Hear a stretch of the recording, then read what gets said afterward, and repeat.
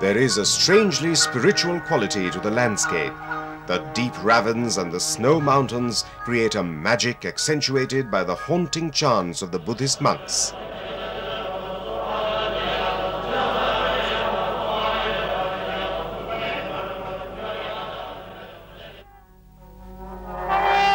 Sikkim remains a favorite destination for those in search of exotica, a melange of cultures with the predominant motif of Buddhism in all its resplendent splendor.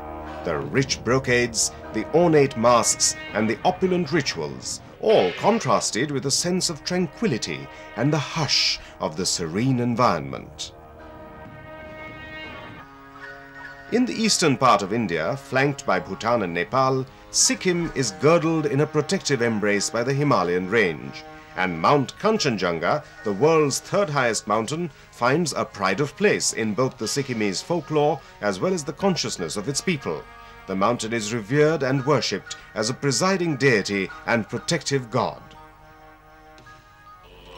This spectacular landscape is the setting for countless Buddhist rituals, such as the resplendent Kal Chakra ceremony, conducted by the Dalai Lama, Nobel Prize winner and spiritual leader of the Tibetan Buddhists.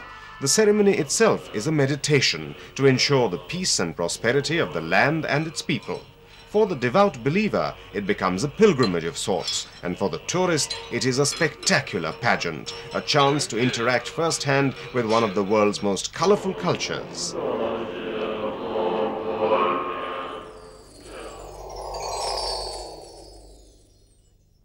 The selection of Sikkim for the Kal Chakra meditation is no coincidence, since this tiny Himalayan state has over 150 Buddhist monasteries, including Rumtek, the seat of the Karma-Kagyu order of the Tibetan Buddhism and the sanctuary of the Karmapas. After the death of the 16th Gewa Karmapa, spiritual head of the Karma-Kagyus, Rumtek, or the monastery wreathed in 100,000 rainbows as the locals call it, awaits the reincarnation and enthronement of the next successor.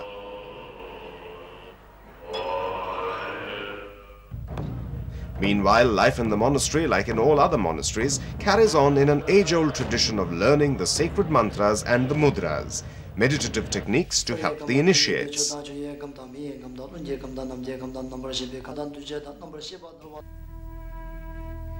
In western Sikkim lies Pemayangtse, the perfect sublime lotus, the premier monastery of Sikkim.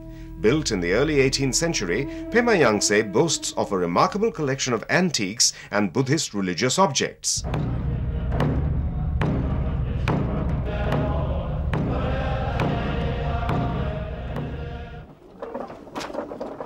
It is this deep influence of Tibetan Buddhism which pervades almost the entire lifestyle of the Sikkimese people.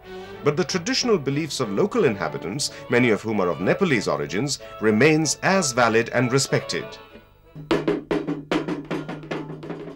The Limbus, one such ethnic tribe, practice a form of shamanism, and the Yebas, as their tribal priests are called, are an important aspect of the traditional Limbu way of life. The Yebas use a form of exorcism to treat illness. Here we watch a Yeba in a village in West Sikkim prepare for the elaborate ritual, through incantations and symbolic sacrifices, and arriving ultimately into a state of trance, the priest drives out the evil spirit responsible for the illness of the patient.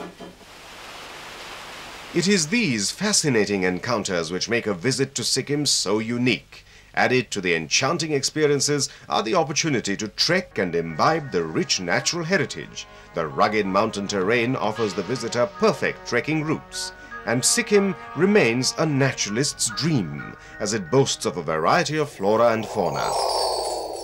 A land so varied, rich and unique in its heritage, it is fast becoming the ideal travel destination.